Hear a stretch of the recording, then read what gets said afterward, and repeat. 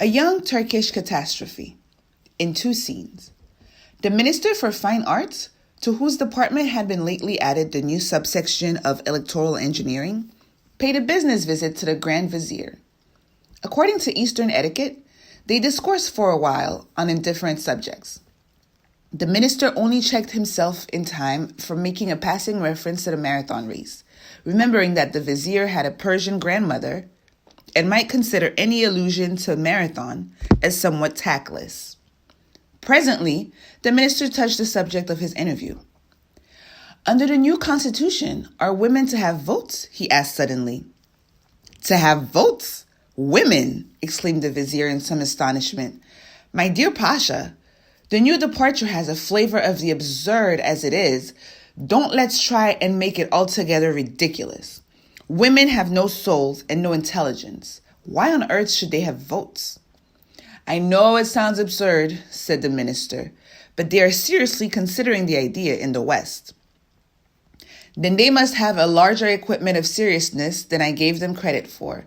After a lifetime of specialized effort in maintaining my gravity, I can scarcely restrain an inclination to smile at the suggestion.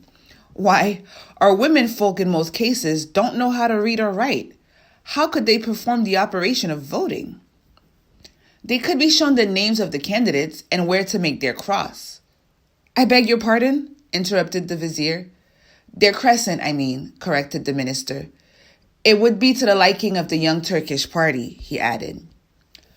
Oh, well, said the vizier, if we are to do the thing at all, we may as well go the whole... He pulled up just as he was uttering the name of an unclean animal and continued, the complete camel.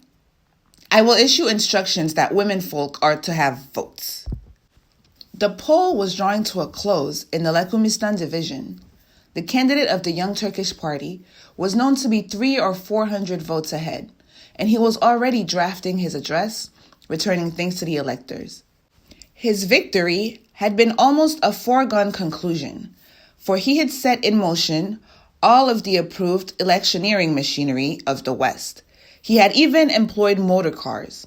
Few of his supporters had gone to the poll in these vehicles, but thanks to the intelligent driving of his chauffeurs, many of his opponents had gone to their graves or to the local hospitals, or otherwise abstained from voting.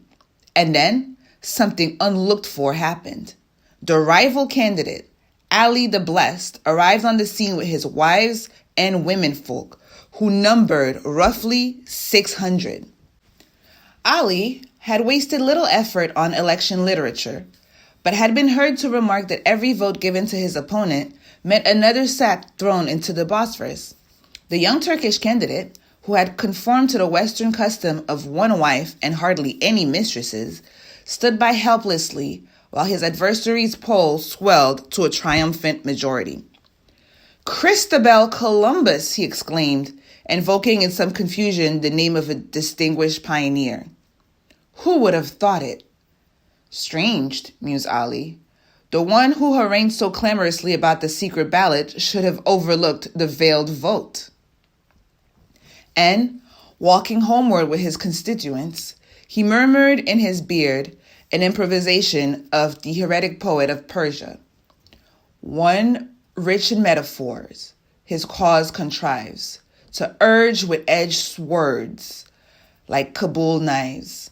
And I, who worst him in his sorry game, was never rich in anything but wives.